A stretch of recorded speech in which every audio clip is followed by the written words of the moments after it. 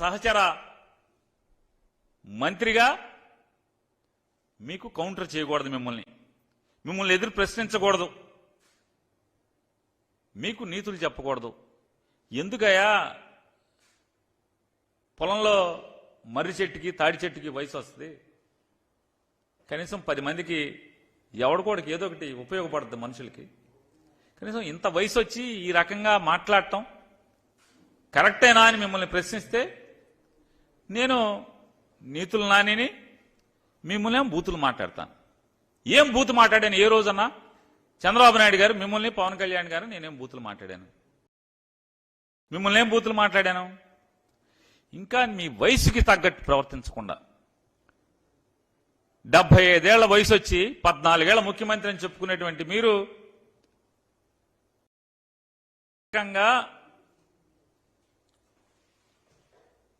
నా కుమారుడు పేర్ని కృష్ణమూర్తిని మీరు ఎంత దిగజారి మాట్లాడుతున్నారు. నా కొడుకు గంజాయి అమ్ముతాడా? ఇంతకన్నా ఎందుకు వయసునేది? ఈ వయసు, ఆ వయసు ఒంటి మీద వయసుకి తగ్గ మాట్లాయి. మరి ప్రజాసేవ చేయాలనేటువంటి ఆకాంక్షతో, బలమైన ఆకాంక్షతో రాజకీయాలకి అడుగుపెట్టి 4 సంవత్సరాలు నీ కొల్లు రవీంద్ర లేదా నీ పార్టీ నాయకులందరూ కూడా ఇళ్లలో పడుకుని, మీతో సహా అందరూ ఇళ్లలో పడుకుంటే అతను కరోనాలో ప్రాణాలకు తెగించి ఐసీయూ వార్డులో కూడా బందర్లో కరోనా బారిన పడినటువంటి ఏ పేషెంట్ని అడిగినా కూడా పేర్ని కృష్ణమూర్తి సేవల గురించి ఈ రోజు కూడా మాట్లాడతారు.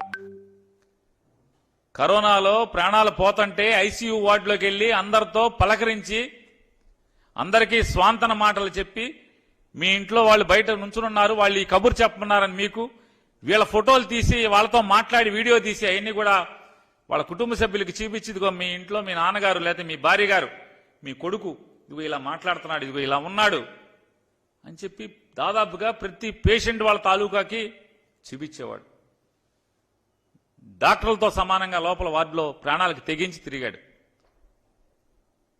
బెడ్లు కావాలంటే బెడ్లు అందించడం, ఎప్పుడు 24 గంటలు అదే పనిలో ఉంటే నూనూగు మేసాలటువంటి నవ యువకుడు మొదటిసారి రాజకీయాల్లో పోటీ చేస్తుంటే ప్రజలు గుర్తిస్తే 75 ఏళ్ళ వయసు వచ్చినటువంటి చంద్రబాబు నాయుడు ఇంత పాపం మాటలు మాట్లాడుతున్నాం.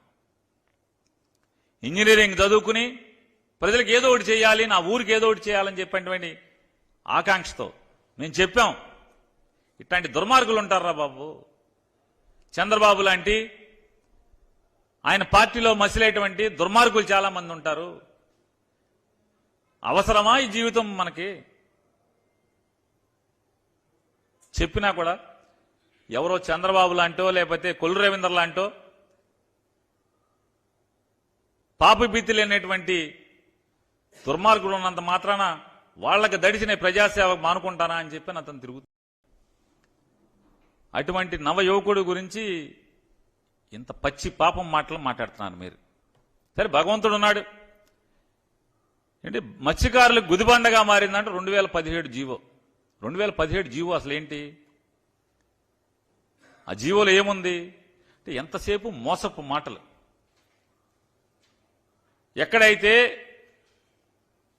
100 హెక్టార్లు పైబడి ఉన్నటువంటి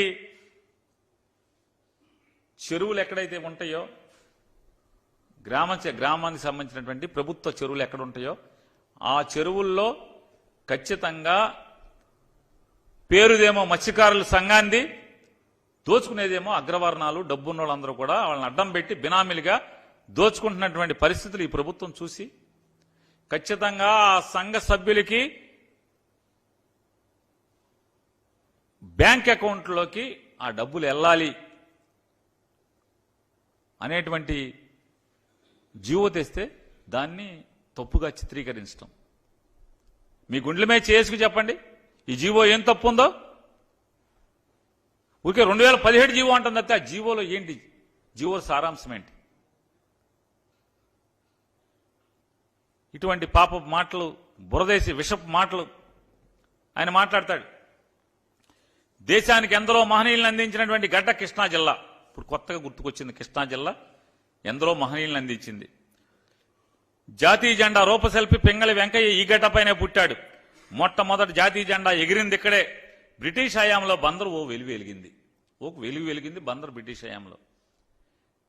2014 నుంచి 19 దాకా చంద్రబాబు హయాంలో ఏం జరిగింది? ఒక్క అధికారి, జిల్లా కలెక్టర్తో సహా ఒక్క అధికారి కూడా బందర్లో ఉండేవాడు కాదు. మొత్తం అందరూ బెజవాడలో ఉండేవాళ్ళు.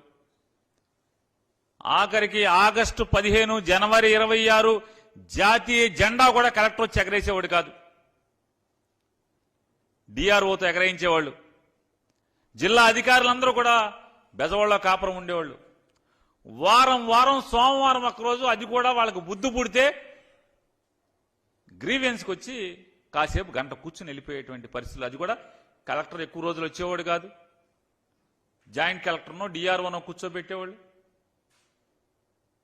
వారం సోమవారం ఒక్కరోజే కాస్తో కోస్తో ఆ గ్రీవెన్స్ పేరుతో ఒక గంట సేపు అధికారులు కూర్చుని వెళ్ళిపోయేవాళ్ళు.